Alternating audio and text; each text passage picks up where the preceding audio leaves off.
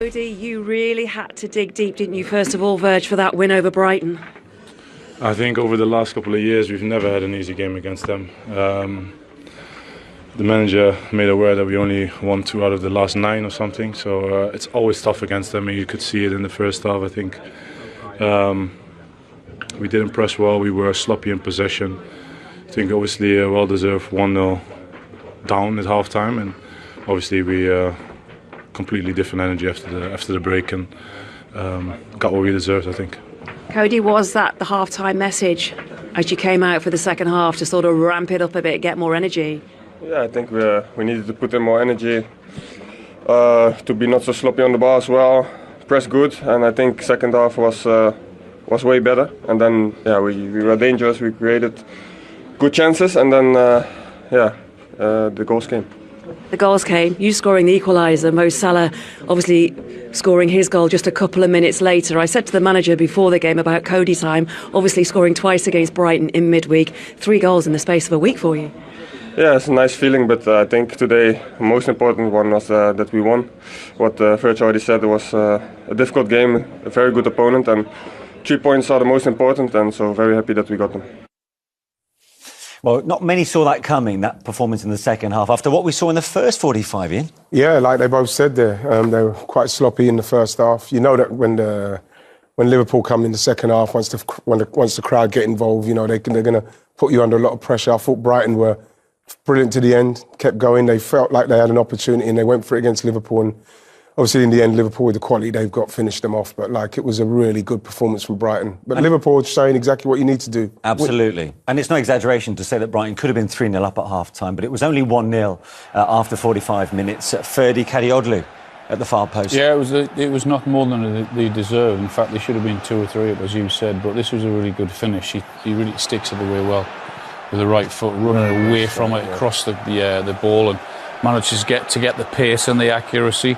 But it was well worked. They move it really well. Liverpool try and put them under pressure, but not for the first time. They break on them really well and create that opportunity, and keeper's got no chance. Good finish. Yeah, took full advantage of a little bit of luck. He got what deflected it into his path, but I think you can see there by the keeper, so close. It was Both said at the time Brighton should have taken their chances. Yeah. It could come back to haunt them, and that's exactly what happened in the second half. 2 quick-fire goals in just a matter of minutes. Well, we expected Liverpool to pick up because we knew what Arne Slot would be saying at half-time. We heard what Cody and Big Virgil said about picking up the energy, and that's exactly what they did.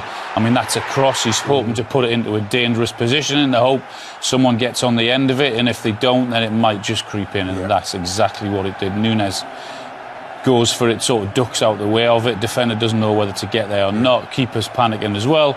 Goes in the corner, and then all of a sudden you're thinking Liverpool are going to win this. They're back into it. It's very difficult to keep Liverpool off you when they're shooting into the cup. But this is the goal. This is the winning goal. And again, it was a quiet game from Mo Salah. But then, just like he did at Arsenal, you know, if you get him in this situation, you cannot let him come inside.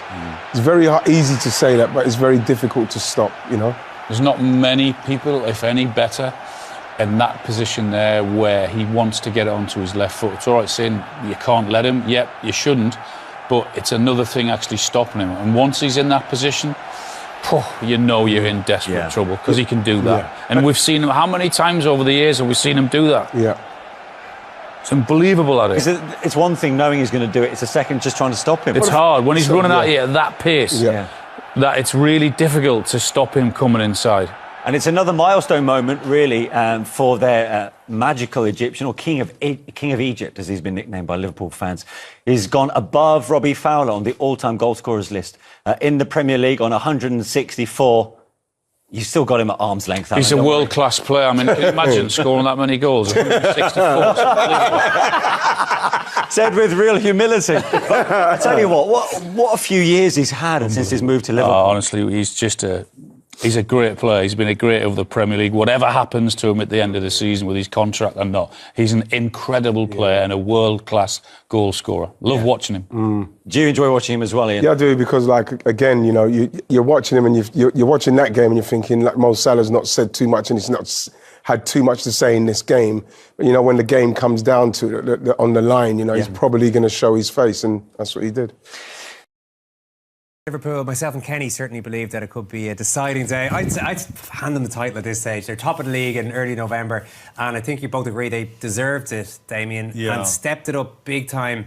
Whatever about Trent and the tactical side of it that you talked about earlier, intensity-wise, you both feel that like they really came in a different animal. Absolutely, they were on the front foot, and simple things like this, balls in the box, which they weren't doing in the first half early in the game. Look at this from Trent, flying into a tackle.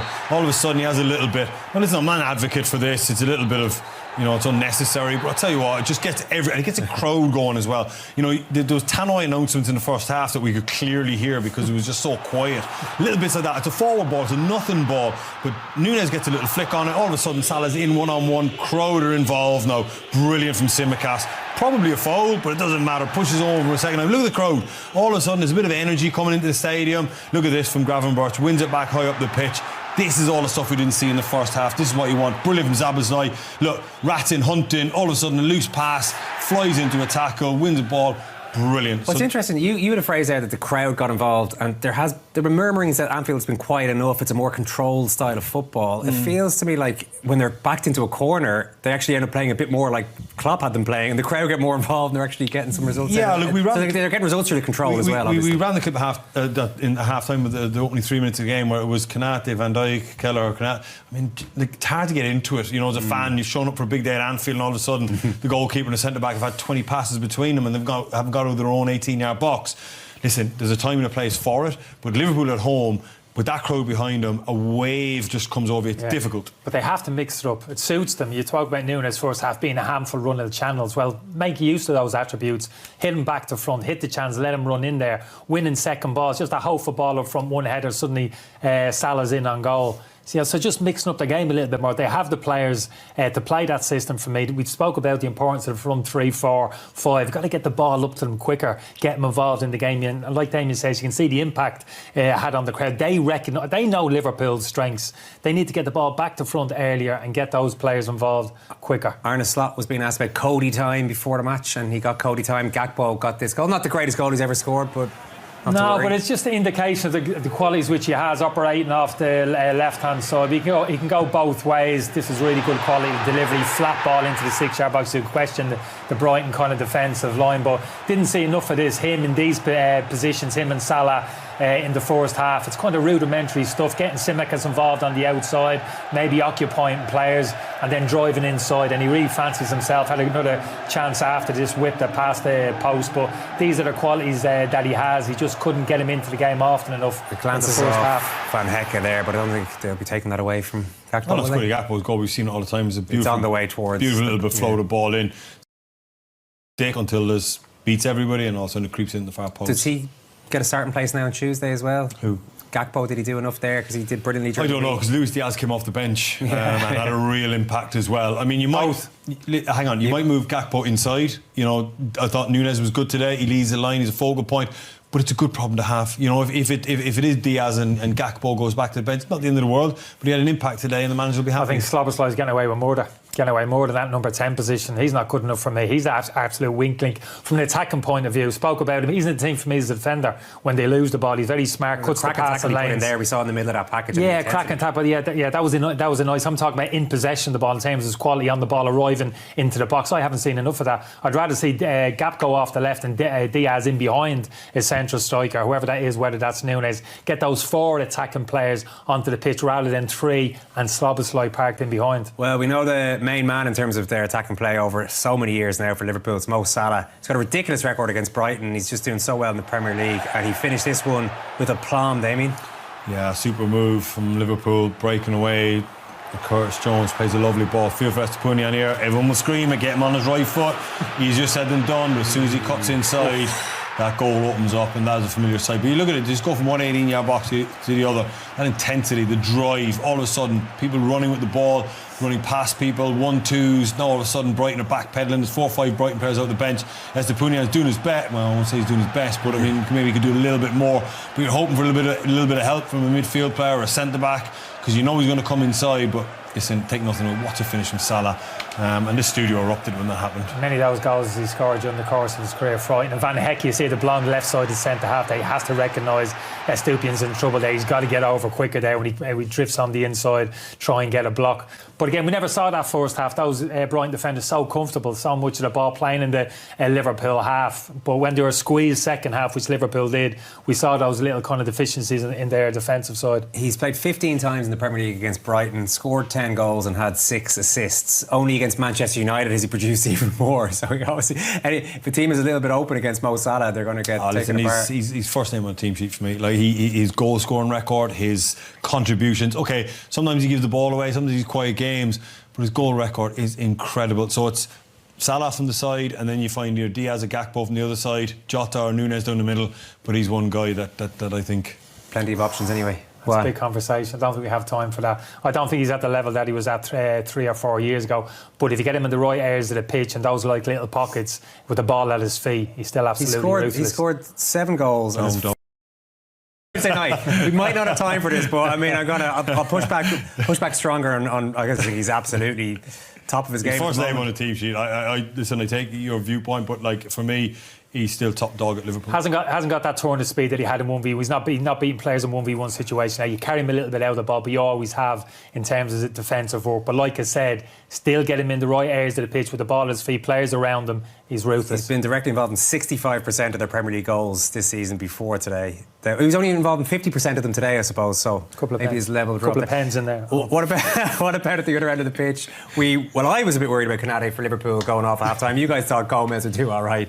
Went inside the far post would have been his first ever goal. Perfect. Yeah, and he played everywhere for Liverpool last season. Centre half, full back. Remember playing left back. He went in central midfield in a holding midfield position to try and resolve the problem there for Klopp various stages. Hasn't had enough game time as he would have wanted this season. But when Liverpool needed him there second half, they were struggling. He was absolutely brilliant. I'm sure Liverpool fans will be happy enough to have a look at the other scores around the league today, because Arsenal were held off Man City. They were 2-0 up for a while. City got one back, but no more than that. That Ipswich-Leicester game went really late, finished 1-1. We saw Liverpool Forest win 3-0, so they are now in third place in the Premier League. I mean, that's a big surprise, but that does look good from a Liverpool point of view. They're now top of the league by a couple of points. I'm still going to stand by that. It's not a monumental day with 27 or 28 games to go. It's an interesting day, but there's a long way to go just yet.